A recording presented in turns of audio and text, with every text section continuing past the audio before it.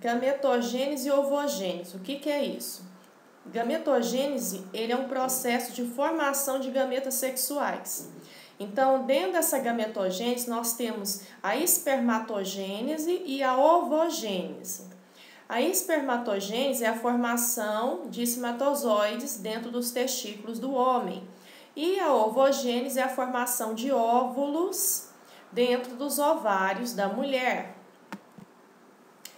Bom, nós temos aqui a espermatogênese, que é o modelo aqui que eu coloquei. Ela é realizada nos túbulos seminíferos dentro do testículo. Então, a gente tem o testículo e tem os túbulos seminíferos lá dentro. Esses túbulos seminíferos é que produzem esse espermatozoide.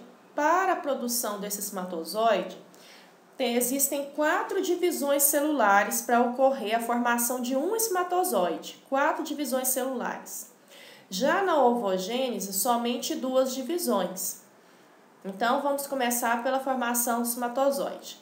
Nós temos a espermatogônia, que é uma célula diploide, 2N.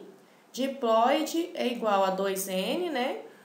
Esse 2N equivale a 46 cromossomos. Essa célula espermatogônia, então, ela sofre mitose. Quando ela sofre essa mitose celular, ela se divide em 2 células exatamente iguais à célula mãe. Então, essa célula de mitose aqui, ela tem 46 cromossomos, ela sofre mitose, então ela sofre uma divisão celular em que ela forma 2 células filhas completamente iguais à célula inicial. Aqui tem 46 cromossomos, as 2 também terão 46 cromossomos. Aqui eu não coloquei 46 cromossomos, coloquei 2N. Mas toda vez que você vê em genética essa letra 2N, você vai identificar ela como 46 cromossomos. E isso no caso de uma célula humana. A célula humana tem 46 cromossomos. As outras células de outros seres vivos varia a quantidade de cromossomos lá, tá bom? Então vamos continuar aqui. A espermatogônia, 2N diploide, se dividiu por mitose. Mitose é uma divisão celular que é como se fosse uma clonagem. A mitose, ela acontece em todas as partes do nosso corpo para restauração de tecidos, restauração de cicatrizes. Por quê? Porque a mitose é uma divisão de clonagem. E a meiose ali embaixo, que eu estou vendo o nome ali, meiose 1, meiose 2, essas 2 aqui, elas são o quê? São divisões celulares reducionais. Então, essa meiose aqui 1 e 2, ela vai reduzir, no caso da meiose 2 aqui, vai reduzir o número de cromossomos da célula. A meiose, ela é uma divisão em que ela pega uma célula de 46 cromossomos e divide ela, essa aqui é uma célula de 46 cromossomos, e divide ela, quando sofre meiose, divide ela formando 4 de 23 cromossomos. Toda vez que uma célula sofrer meiose, ela vai dividir uma célula, vai virar 4. Toda vez que uma célula sofrer meiose, ela vai reduzir a quantidade de material genético e de uma célula vai virar 4 células, com a metade do cromossomo sexual da mãe, com a metade do cromossomo sexual da célula mãe, ok? Na meiose, que é uma divisão reducional em que se parte a metade dos cromossomos sexuais da célula mãe, ela vai sofrer em 2 partes, vai ser 2 fases de divisão. A primeira vai ser a meiose 1, que é uma divisão em que a célula aqui, ela vai dividir a metade do material genético dela, essa meiose 1, e depois na meiose 2, ela vai sofrer uma espécie de mitose, no caso da espermatogênese. Você vê que na meiose 1, houve uma célula diploide, que a gente pegou aqui da espermatogônia, olha aqui, ó, a sequência. Vamos lá do início para vocês entenderem melhor. Espermatogônia, mitose, 2N, diploide, 46 cromossomos, espécie humana. Se dividiu por mitose, que é uma divisão clonagem.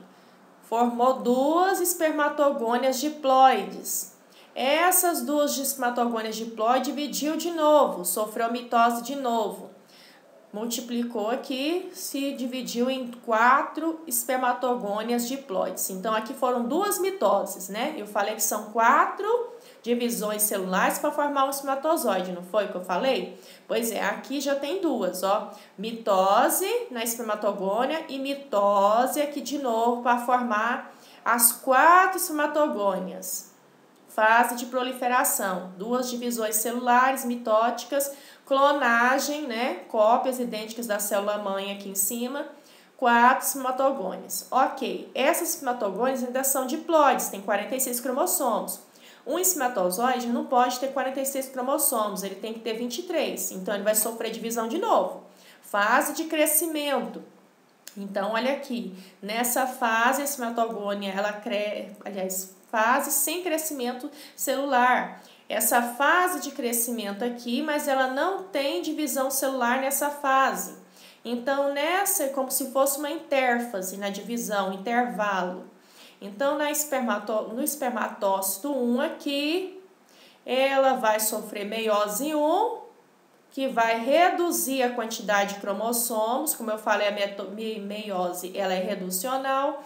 Ela vai reduzir a quantidade de cromossomos aqui, de uma célula 2N, ela vai passar por 2 células N.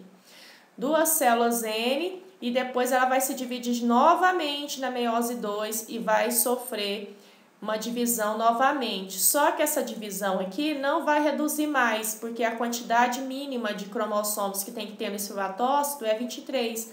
Então, nessa meiose 2, antes de haver essa divisão aqui, para a meiose 2, houve uma duplicação do DNA aqui. Quando houve essa duplicação do DNA, após isso houve a divisão. Então, no final da espermatogênese, formou-se 4 espermatozoides aqui, ó. Espermiogênese formou-se 4 espermatozoides, N, haploides. Então, nós dizemos, então, que a espermatogênese sofre 4 divisões celulares, enquanto a ovogênese só sofre 2, que a gente vai ver daqui a pouco. Bom, na aula ao vivo, o que eu falei lá e eu vou repetir para vocês. Qual que é mais fácil? Haver uma má formação na formação dos espermatozoides ou na formação dos óvulos? Porque nos espermatozoides, os espermatozoides sofrem 4 divisões celulares para formar. Para se formar um espermatozoide no testículo, existem 4 divisões celulares, que é essa aqui que vocês estão vendo. Agora, para formar o óvulo nos ovários da mulher, são só 2 divisões. Então, quanto ao nível de divisões celulares, qual que é mais fácil de dar erro nessa divisão celular?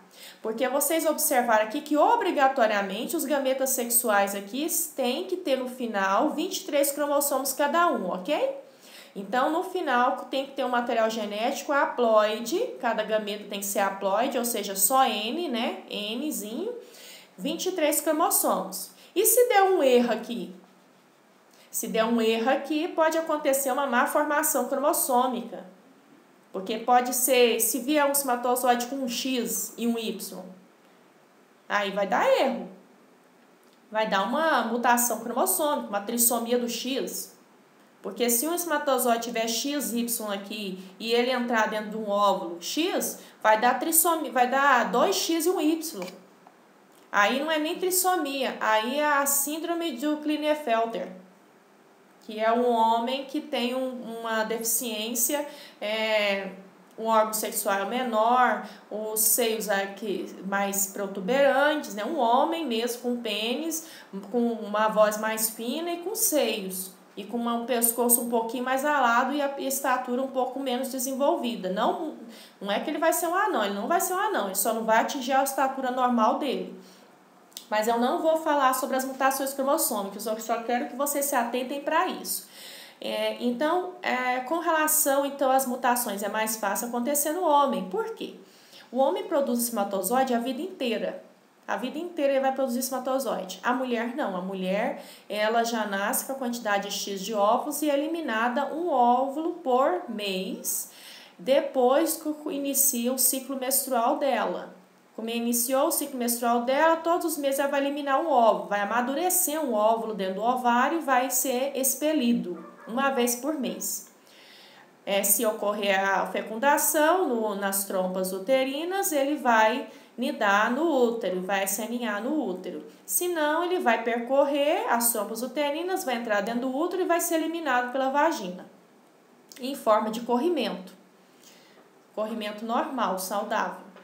Então, aqui no caso do espermatozoide, o que eu posso te dizer? A mutação acontece com mais frequência no espermatozoide porque é uma célula velha, um homem que já está depois dos 50 anos, depois dos quase 50 anos, por volta disso, ele já tem uma deficiência nessa produção. Ele já produz, ele continua produzindo espermatozoides, mas para pensar, um homem de 50 anos vai produzir espermatozoides saudáveis tanto quanto um homem de 20 anos?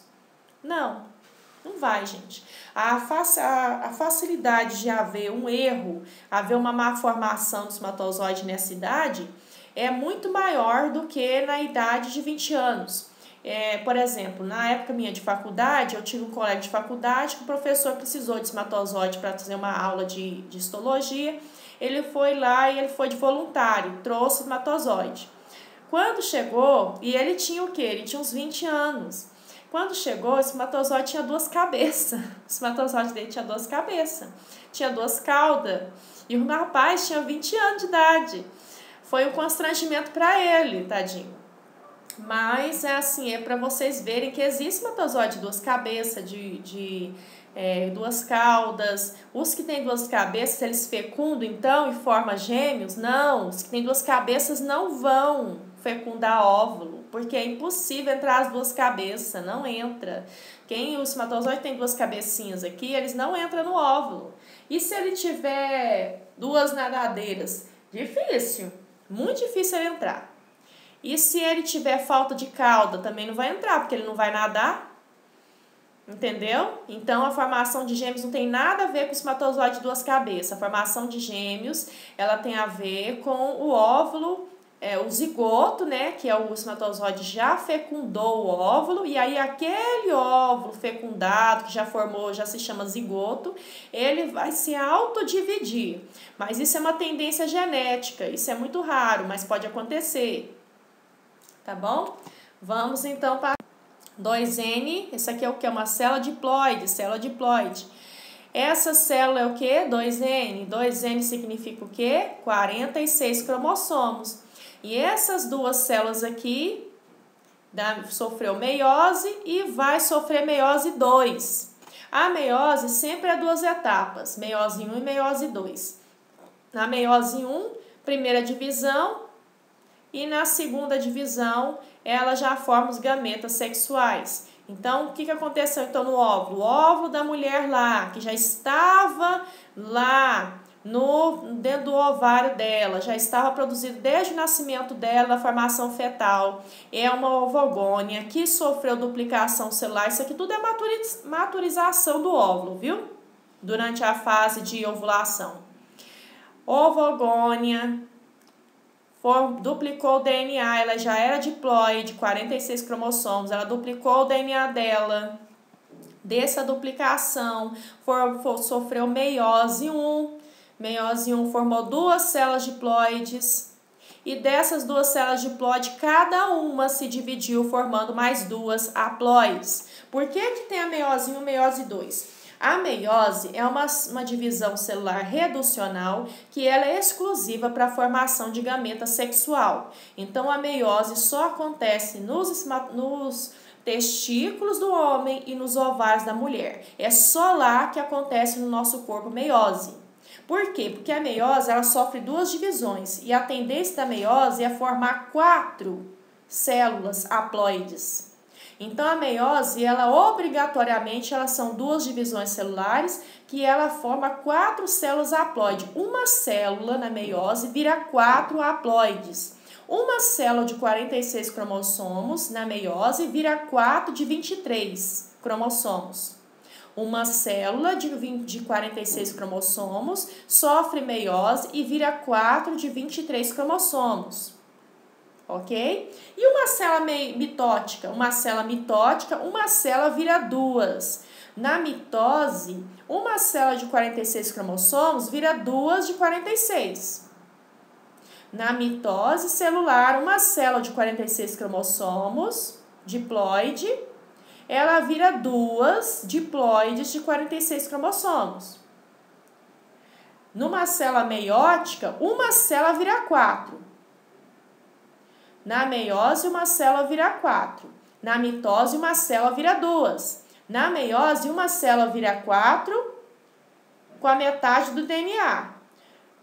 Na mitose, uma célula vira 2 com a mesma quantidade de DNA.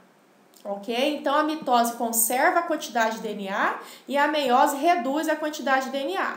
Então, a meiose ela só acontece nos gametas para a formação de gametas sexuais, porque na meiose uma célula vira 4 com a metade dos cromossomos. E a única parte do nosso corpo que a gente precisa ter metade dos cromossomos é só nos gametas sexuais. É o único lugar do nosso corpo que a gente só precisa ter a metade do DNA, é nos gametas sexuais. Então, é só lá que acontece meiose. A meiose só serve, só presta para gameta sexual. Não serve para mais nada no nosso corpo. Só acontece lá nas gônadas sexuais, para formar gameta sexual, espermatozoide e óvulo, ok? Eu repeti várias vezes isso, porque eu quero que fique bem claro para vocês, tá? Vamos agora na espécie humana. O que eu mostrei, esses dois espermatozoides, esses dois cromossomos aqui, um é X e outro é Y. Aqui eu estou falando as partes dos cromossomos onde estão localizados os locos genéticos. Aqui são características, tá? Características ligadas ao cromossomo sexual, ok? Esse aqui é um X, esse aqui é um Y. Aqui tem a característica, aqui tem outra. Digamos que essa parte aqui, esse locus genético aqui, seja o tamanho do órgão sexual. Então, foi doado um X da mulher e foi doado um Y do homem. Por que eu falo isso? Porque o Y só pode ter vindo do homem, então o outro X era da mulher. Então, aqui nessa posição aqui desse cromossomo, eu posso falar que vou inventar o tamanho do órgão sexual. Então, aqui essa posição onde tem o gene do tamanho do órgão sexual se pareou com essa outra posição aqui do cromossomo Y. Então, o X já veio com a característica determinada do tamanho do órgão sexual. E o Y também veio com a característica determinada pelo tamanho do órgão sexual. Então, nessa posição aqui desse locus gênico do tamanho do órgão sexual, eles se parearam para formar o indivíduo completo, que vai ser o feto, né? Que no caso aqui vai ser um menino. Bom, aqui eu também falei sobre os cromossomos sexuais, né? As mulheres, elas podem... com relação aos cromossomos sexuais, as mulheres são sempre homozigotas, né, XX, e os homens são sempre heterozigotos, XY. Para ser homem, ele tem que ser heterozigoto no cromossomo sexual, XY. Para ser mulher, tem que ser homozigota, XX. Bom, aqui nós vamos entrar nas relações de dominância agora. Eu vou falar sobre as relações de dominância gamética, quais são os gametas que são dominantes e como é que a gente identifica esses gametas dominantes e os recessivos. Bom, aqui eu estou falando aqui, o gameta, eu coloquei um desenho aqui da polidactilia, que é a expressão do gene que determina a quantidade de dedos. Então, a polidactilia, ele é determinada pelo alelo pesão.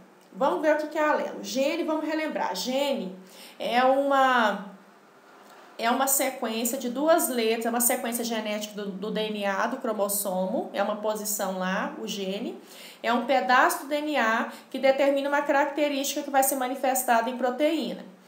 Nesse gene, a gente estuda ele por forma de duas letras. Então, vem uma letra da mãe e uma letra do pai para determinar aquela característica. No caso da polidactilia, que é a quantidade de dedos nas mãos, o pesão aqui, ó, pesão, ele determina a polidactilia, que é o excesso de dedo nas mãos. E o pezinho determina a pendactilia, que é os 5 dedos. Então, tem a polidactilia, que é o mais de 5 dedos, e tem a pentadactilia, que é a quantidade de dedos normal. Então, nós aqui temos os 5 dedos nas mãos, nós temos, então, os 5 dedos em cada mão, então nós somos pentadactilia, nós somos dedos normais, quantidade de dedos normais, pezinho, somos todos pezinho. Quem tem mais de 5 dedos na mão, em cada mão, é um pezão, tem um gameta pezão. Esse gameta veio de onde? Esse gameta veio do espermatozoide, né? No caso aqui veio de um gameta sexual. Então, esse gameta sexual, ele carrega, então, esse alelo aqui, pezão, que vai fecundar o óvulo. E esse outro gameta feminino aqui carrega o pezinho. Quando vai formar o zigoto, que esse aqui é o bebê que está sendo formado, ele vai se unir o pezão com o pezinho e vai formar um gene heterozigoto. Isso aqui vai ser heterozigoto. Porque pezão e pezinho, duas letras diferentes. E então, esse bebê aqui, ele vai ter polidactilia, ele vai ter mais de 5 dedos nas mãos. Porque o pezão é dominante sobre o pezinho. Ok? Bom, nós vamos falar um pouco sobre cromossomos homólogos. Cromossomos homólogos, que eu já falei ali um pouco. Cromossomos genes alelos são a quantidade de alelos para determinar uma característica dentro do gene. E os cromossomos homólogos são aqui, como diz, os cromossomos sexuais, eles só vão se parear com o cromossomo sexual. Cromossomos autossômicos, porque nós temos dois tipos de cromossomos autossômicos e cromossomos sexuais. Os cromossomos autossômicos são 22 cromossomos que nós temos no nosso gameta sexual. No meu óvulo tem 22 cromossomos e mais um cromossomo sexual. Então, eu tenho 22 cromossomos autossômicos e um cromossomo sexual. Então, juntando 22 autossômicos que eu tenho, mais um cromossomo sexual, dá 23 cromossomos no total dentro do meu óvulo. E se for numa célula normal minha? Célula do meu dedo, por exemplo, célula do meu olho, célula da minha testa. Quantos cromossomos que vai ter se eu tirar uma célula do meu dedo, da minha mão? Vai ter 46 cromossomos. Vai ter 46 cromossomos. Desses 46 cromossomos, 2 serão sexuais. Então, aí desses 46 cromossomos, 2 serão sexuais. Então, serão 44 cromossomos autossômicos e 2 sexuais. Que no meu caso vai ser XX. Ok? Então, vamos lá. Aqui eu falei, isso aqui é um slide para vocês terem uma noção melhor o que é posição de gene. Esse cromossomo número 1, esse cromossomo número 1, vamos dizer que ele é do pai, né? E esse cromossomo 1' é da mãe. Então, quando vai a união dos gametas sexuais para a formação do feto, vai ser um cromossomo do pai e um cromossomo da mãe, que no caso do pai é 1 e da mãe é 1'. Então, você vê que a posição dos alelos, elas se pareiam. A característica A do gene A, a característica que vai ser determinada pelo alelo A, vamos dizer A de anão, né? Vamos falar que é A de anão, pode ser qualquer coisa aqui, vamos dizer que A é de anão. Então, o pai, ele doou um alelo de gene de anão, Azinho, né? De nanismo. E a mãe doou um gene alelo de azão, para essa mesma característica. Então, ela não é anã. Então, ela deu um alelo aqui de gene que não é anão. Então, ela uniu, azão com azinho, na mesma posição, porque essa mesma posição determina a altura. Então, o pai doou para azinho, anão, e a mãe doou para azão. Então, se o parearam nesse sentido. B, vamos falar que é B de branco. A mulher era branca demais. E o homem, ele era, vamos dizer aí, que ele não era tão branco assim. Ele era moreno. A gente pode inventar muita coisa aqui. Muita coisa aqui que a gente pode estar falando. E aqui essas características, então, que eu quero que vocês entendam, é isso. cada característica se pareia com a característica do outro. Aqui, cada pontinho vermelho determina uma característica e ele vai se parear com o cromossomo que na posição da mesma característica. Obviamente, cada um carrega um material genético, um é Dzinho, outro é Dzão, mas é sempre pareado. Por isso que se chama cromossomos homólogos. Eles só para dar certo a questão da altura, eles têm que se parear na mesma posição, ok? No caso de heterozigoto e homozigoto, você vê que o pai doa um Azinho, a mãe doa um Azão. Então, eles são heterozigotos para essa característica altura. No outro aqui, locus gênico, nesse segundo bolinha vermelha aqui chamada de locus gênico, lugar do gene, né? Esse Bzinho se pareou com Bzão, então é outro heterozigoto para essa característica. Já nesse terceiro locus gênico aqui, que é o terceiro vermelhinho aqui do cromossomo, e o Czão se pareou com o Czão. Aqui ele é homozigoto. Por quê? Porque Czão e Czão é igualzinho. E aqui, Dzinho com Dzão, heterozigoto. Ezão com Ezão é homozigoto. E maiúsculo. Vamos para a dominância incompleta. Na dominância incompleta, ela existe uma formação de um terceiro fenótipo. Olá, então vamos lá. Na dominância incompleta, ela acontece, então, um terceiro fenótipo nessa dominância incompleta. O que é esse terceiro fenótipo? É uma misturinha do fenótipo do pai com o da mãe. Quando você tem um cruzamento de um gato branco com um gato preto e forma um gato cinza, nasce um gato cinza, então houve o surgimento de um terceiro fenótipo aí. Tinha um gato branco, a cor branca, tinha um gato preto, cor preta, e nasceu um gato cinza. Então, surgiu um terceiro fenótipo aí. Esse terceiro fenótipo é uma dominância incompleta. É uma mistura desses dois fenótipos que formou-se uma terceira característica. Eu coloquei aqui a cor da flor da boca de leão. Flor, planta, boca de leão. Nós temos flores vermelhas que se cruzaram, flor vermelha que se cruzou com flor branca e formou-se então flores rosas. Então a cor rosa é uma dominância incompleta. Toda vez que você vê uma flor, uma rosa, cor de rosa, você vai saber que a dominância ali é incompleta, ok? Então, para que ela nasça uma flor vermelha, ela tem que ser homozigota. Para que ela nasça uma flor branca, ela tem que ser homozigota para a flor branca. Se ela nasce uma flor vermelha, ela tem que ser homozigota para a flor vermelha.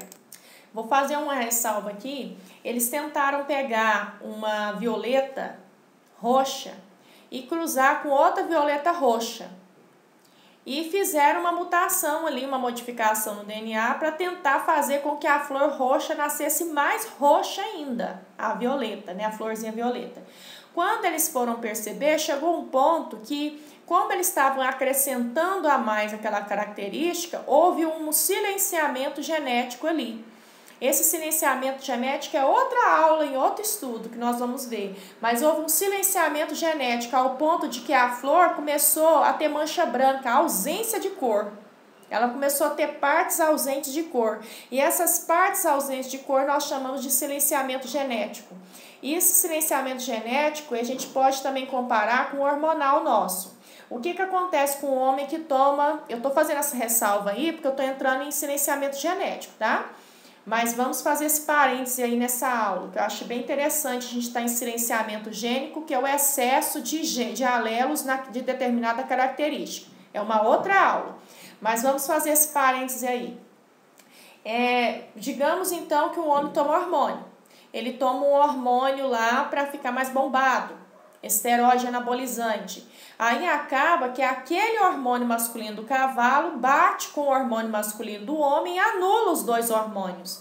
Aí o que acontece é uma feminilização desse homem, porque é um silenciamento gênico.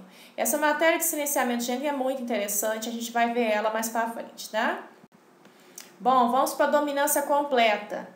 A dominância completa é quando uma característica domina sobre a outra completamente, né? Então, a característica ela é dominada completamente pela outra. Então, no caso do albinismo, a pele a pessoa que tem pigmentação de pele cruzou com uma pessoa que é albina, e essa característica, então, só vai ser manifestada em homozigose, aqui, ó, azinho, azinho. E a característica dominante, ela vai dominar tanto em homozigose quanto em heterozigose, ok? Codominância. A codominância não existe a formação de uma terceira característica. Na codominância, as duas características brigam entre si para se manifestar. Qual é o exemplo disso? Nós temos aqui na codominância, a gente pode falar tanto da raça do gato short, quanto pode falar de gatos comuns, ou vai falar da vaca, a vaca malhada, a vaca que tem parte preta e parte branca. Essa vaca, ela tem uma codominância. A zebra também tem uma codominância. Ora é pedaço parte branca, ora parte preta. Há uma codominância ali das duas características, branca e preta. Há uma briga entre as duas, há uma expressão genética, uma expressão de proteica ali, manifestada nas duas com muita intensidade. Então, não há o surgimento de uma terceira característica como na dominância incompleta, e nem há uma dominância total como na dominância completa. Há um surgimento de uma briga entre duas características que se manifestam simultaneamente, provocando uma mancha, provocando que as duas cores apareçam ao mesmo tempo. O cachorro dálmata, que tem preto e branco no pelo, o gato, que tem mancha branca e preta, o castanha, que é bem amarelo com preto também tem, o gado da raça short também, a mesma coisa. Então, são todos codominantes. Bom, o que é genótipo e fenótipo? Genótipo, nós vamos falar, são dois conceitos. Genótipo é todo o material genético que está dentro do nosso DNA. E fenótipo é todo o material genético que foi expressado em nós. Então, tudo que a gente olha no espelho é fenótipo. Tudo que a gente olha dentro do nosso DNA é genótipo. Se eu for lá fazer uma genotipagem do meu DNA, é genótipo. Se eu for olhar no espelho e me ver a expressão do meu DNA, é fenótipo. Eu posso alterar o meu fenótipo? Posso. Eu posso descolorir meu cabelo, que é o que eu faço. Então, eu alterei meu fenótipo. Mas eu descolori meu cabelo, eu alterei meu genótipo? Não. Eu continuo tendo, pela minha informação de DNA, eu continuo tendo cabelos pretos. Mas eu alterei meu genótipo, eu descolori meu cabelo. Então, eu modifiquei o meu fenótipo, mas não alterei o meu genótipo. Então, o que é fenótipo? Fenótipo é a alteração do nosso... fenótipo é o quê? O resultado do nosso genótipo mais a influência do meio. Então, o nosso fenótipo que a gente vê no espelho é o resultado da informação contida no nosso DNA mais a influência do meio. Então, qual era o meu fenótipo? Meu cabelo hoje é loiro. Por quê? É o resultado do meu genótipo cabelo preto, mais influência do meio, que eu fui lá e descolori o cabelo. Então, o resultado deu loiro. Pessoal, eu corri um pouco aqui no final do slide,